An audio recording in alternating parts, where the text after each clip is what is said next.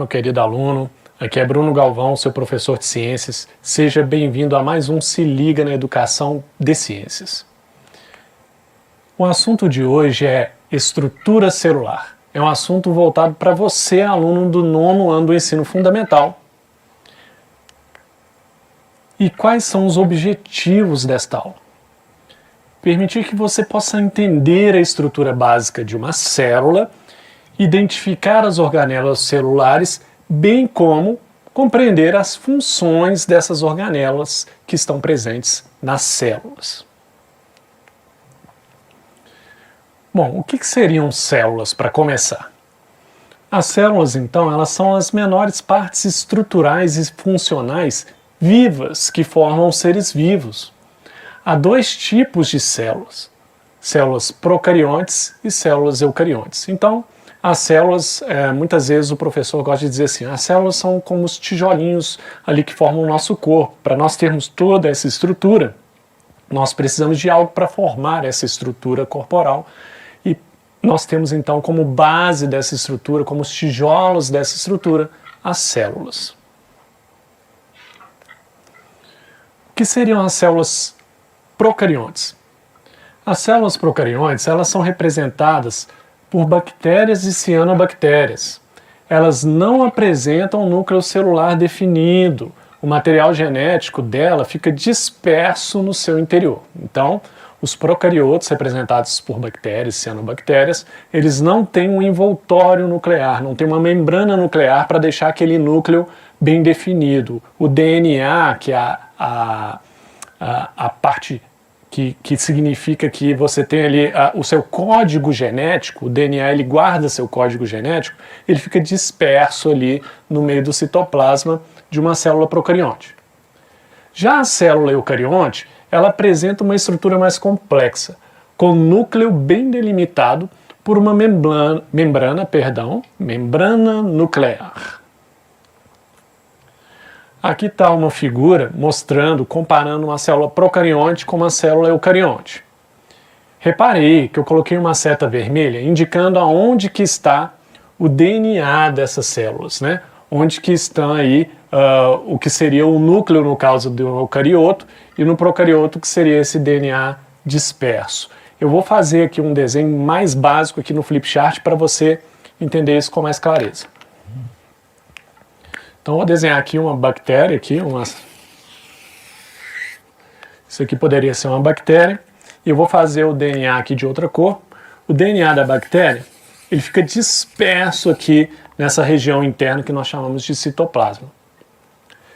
Agora, já uma célula eucariótica, ela tem um núcleo bem definido, tem uma membrana nuclear, e o DNA fica dentro desse núcleo. E não fica disperso igual num organismo procarionte. O eucarionte tem um núcleo bem definido e, portanto, o seu material genético está ali preso dentro daquele núcleo, posso dizer assim. Bom, então nós já vimos que existem células que têm um núcleo bem definido e outras não, mas tanto os procariontes como eucariontes têm o quê? Material genético. Outra parte da estrutura das células, a membrana plasmática. A membrana plasmática ela é uma membrana semipermeável. O que é isso? Ela permite a passagem de algumas substâncias, especialmente água, que delimita e protege o espaço celular. Então essa membrana do lado de fora da célula vai ajudar a proteger a célula do meio externo, e também essa membrana ela vai deixar passar algumas coisas para dentro da célula. Senão, como que a célula ia receber nutrientes? Para a célula receber nutrientes, ela tem que deixar que os nutrientes passem por essa membrana. Então ela tem uma membrana semipermeável, que permite a passagem de coisas, vamos dizer assim, que são necessárias para ela. Água, por exemplo. E temos também o citoplasma. Então você tem lá a camada externa da célula, você tem aquele núcleo lá no meio, pensando aqui nos eucariotos, e entre o núcleo e essa camada, nós temos aquele espaço, que parece um espaço vazio, que na verdade é o citoplasma. Vou mostrar aqui rapidamente naquele desenho que eu fiz um flip chart aqui, rapidinho. Essa região aqui, toda aqui, ó, seria o citoplasma. Aqui é a membrana, membrana celular, membrana aqui, ó, que eu estou aqui passando aqui o pincel nela. E essa região toda aqui dentro, ó, é o citoplasma e aqui no meio o núcleo. Então essas são as partes básicas de uma célula. O citoplasma, então, o que ele seria? Um fluido composto principalmente por água e por substâncias como proteínas, açúcares e outros nutrientes. Lá é onde ocorre grande parte das atividades metabólicas das células. Então, no citoplasma da célula, onde ocorrem várias reações químicas que estão relacionadas à manutenção daquela célula. Agora vamos ver aqui uma figura que nós vamos entrar nas organelas que tem dentro dessa célula, especialmente no citoplasma da célula. Veja aqui, temos várias organelas. Olhando de cima para baixo aqui, eu vou citar algumas que nós vamos falar de todas, tá? Temos o lisossomo, o ribossomo, temos, descendo um pouco mais aí, temos centríolo, temos mitocôndria. Então, isso tudo aí que você está vendo aí, que está representado aí por essas setinhas, por essas linhas pretas, são organelas celulares. E nós vamos ver essas organelas agora. As organelas, então, elas estão presentes no citoplasma das células eucarióticas ou eucariontes. Elas são encontradas nesse citoplasma, então, essas organelas vão exercer suas funções. E cada organela vai ter uma função diferente uma da outra. Vamos ver isso. Essas funções estão relacionadas à vida e à sobrevivência da célula. Então nós temos lá a estrutura básica da célula, que seria a membrana celular, temos o núcleo que tem lá dentro o material genético, e fora do núcleo ali, nós temos aquela área toda ali que é o citoplasma. O próprio núcleo ele está dentro do citoplasma. Nesse citoplasma nós temos várias organelas. Essas organelas então vão ter várias funções para manter aquela célula viva. Vamos com a primeira organela, mitocôndrias. As mitocôndrias, elas têm um formato arredondado ou alongado e elas são responsáveis pela produção de energia da célula. E elas são essenciais para o metabolismo da célula. Então, veja a importância da mitocôndria. A mitocôndria é responsável pela produção de energia. E a produção de energia de cada célula do nosso corpo, da ponta da cabeça ao dedão do pé, ela é fundamental para que o nosso corpo como um todo funcione. Eu funciono porque eu tenho energia para gastar, que eu tenho energia para movimentar o corpo, para falar com você, por exemplo. Então é um papel importantíssimo da mitocôndria. Muitas vezes os alunos pensam assim, o núcleo é a coisa mais importante da célula. Não, não tem isso de mais importante não. Pensa aqui na mitocôndria. Se você não tiver produção de energia, você acha que a célula vai sobreviver? Não. Sem mitocôndria, morte da célula. Ribossomos, outra organela celular. Os ribossomos eles realizam a síntese proteica. O que seria a síntese proteica? Síntese de proteínas. Só para você saber a importância de uma proteína, a parte estrutural do nosso corpo, quando a gente pensa em tijolo, a gente pensa em estrutura, né?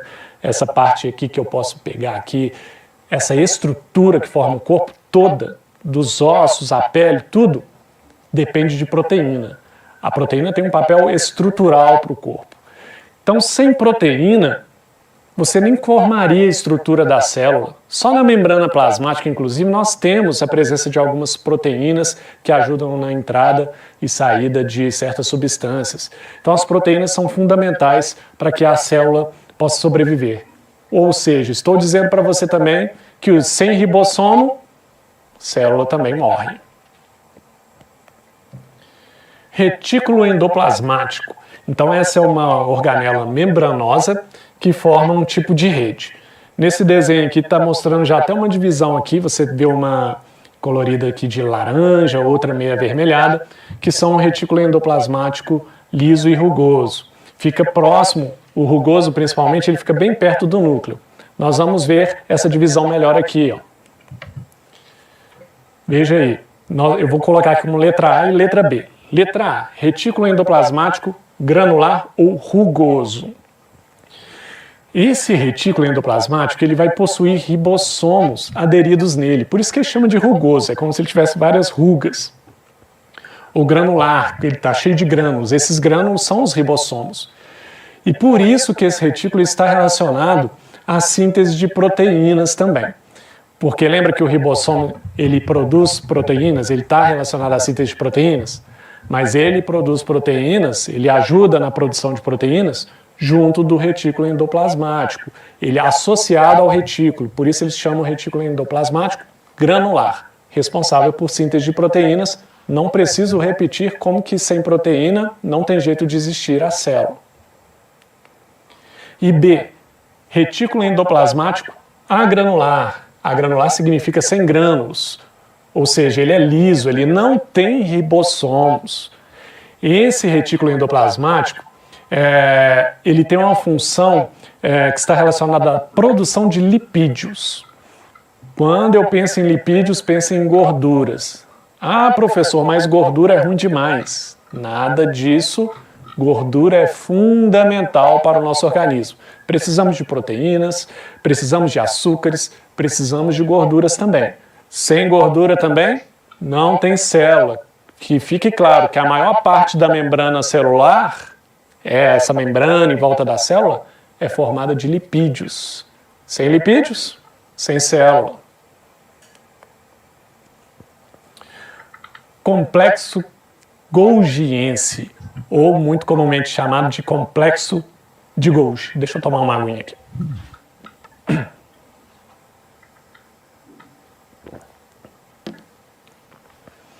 Bom, o complexo de Golgi ou golgiense, ele é formado por vesículas achatadas.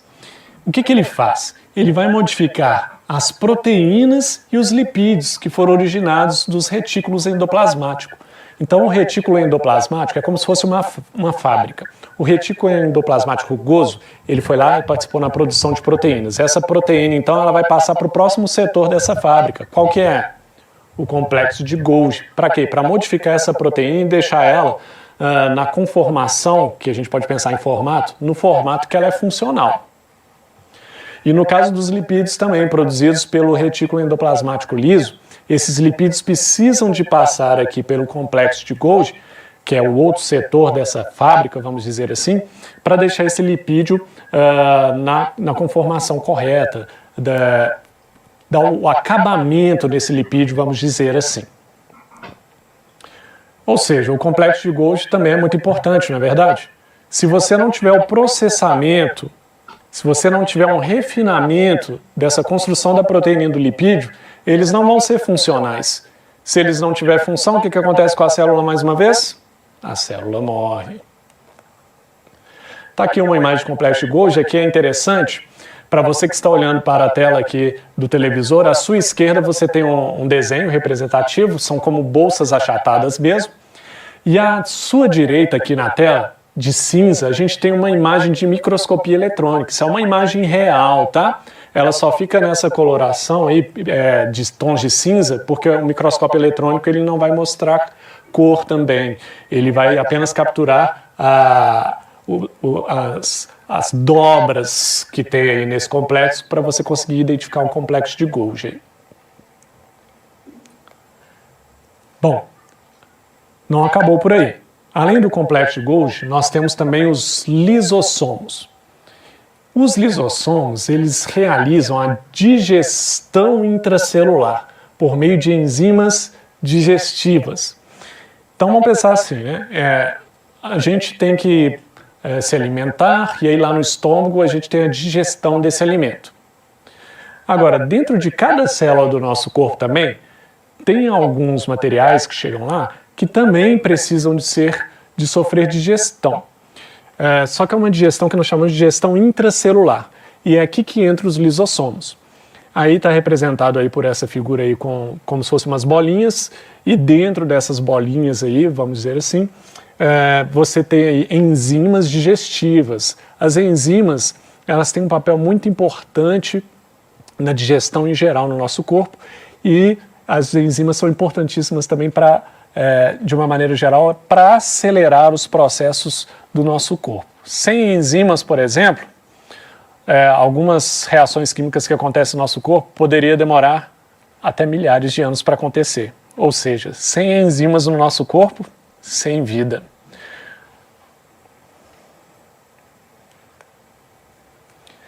Outras organelas, agora os centríolos. Os centríolos, eles auxiliam na separação do material genético durante a divisão celular e podem formar estruturas de locomoção celular também, cílios e flagelos. Não está presente na célula vegetal. Então nós temos os centríolos aí na célula animal. O que seria isso então? Os centríolos, eles seriam como, eles lembram fibras, e na hora da divisão celular, que você tem lá 2 cromossomos homólogos, na hora da divisão celular você precisa de dividir esses cromossomos para essa célula depois virar 2 células. Então, na hora da divisão desses cromossomos, a gente tem os centríolos, que são como feixes que vão ajudar a puxar esses cromossomos e separá-los. São como se fossem várias cordinhas puxando um para cada lado, separando esses pares. Isso acontece na divisão celular. Quando nós formos ver sobre divisão celular, nós vamos ter uma ideia disso melhor, ou se você tiver a curiosidade de dar uma pesquisada, olha lá, divisão celular, mitose, meiose. Bom, agora esses centríolos também eles podem ser usados na locomoção de células, tendo cílios ou flagelos.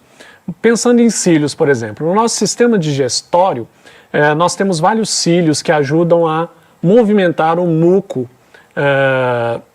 no nosso sistema respiratório. Nós temos vários cílios que ajudam a movimentar o muco que é produzido no nosso corpo, e esse muco ele ajuda a eliminar as impurezas do nosso organismo. Então esse muco que nós temos no nariz, ele é produzido para tirar impurezas que estão entrando no seu sistema respiratório pelo ar.